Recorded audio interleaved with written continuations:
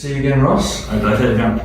So today's agenda, Yep. I'm looking to buy residential property. Mm-hmm. What due diligence is involved in buying a property to invest in? So it sort of depends on the type of property that you're buying. By and large, your due diligence on a residential property isn't that hard.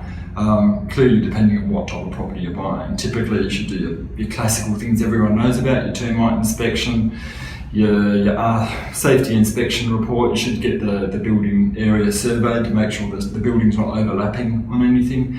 Do a certificate of title search just to make sure there's no caveats or right-of-ways against the property. Contact the local council. They're generally not that hard, and if you sort of think it through, you can.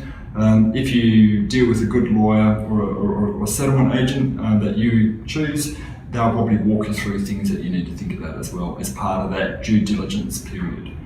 Okay, so once I've mastered the residential market and become a property tycoon, Yeah, absolutely. I might move into, say, commercial property here in East Perth. Yep. What do you say about that? So it's a lot more complex when you're looking at commercial, because what you're buying, if it's a tenanted commercial property, you're actually buying the tenant. So you really want to, as part of your due diligence, you want to make sure that the tenant has a capacity to keep on paying the rent. You don't want to buy a commercial property with a tenant in it, pay for that from someone else and have the tenant fall over. So when you do your due diligence, is the tenant an associate of the vendor, which is quite often the case, that's a cause of concern.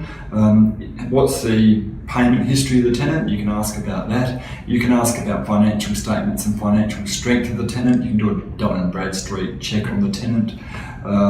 You can also just look at the future industry of the tenant. So if you're buying a commercial property and the tenant is a DVD store, you've got to be concerned about the future capacity of that tenant to pay.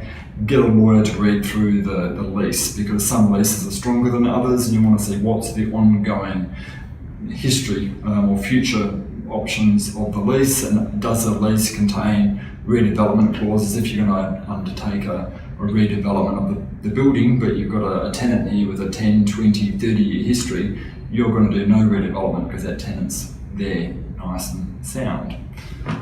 So one of the other things that we've often found, we often find that the due diligence period is also an opportune time for people to get their investors all lined up in a row, and also to undertake and get their asset structuring all lined up in a row.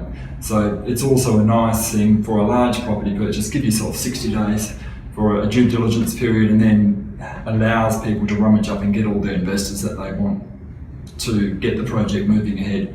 And if they can't get the investors, obviously the due diligence falls over on that ground.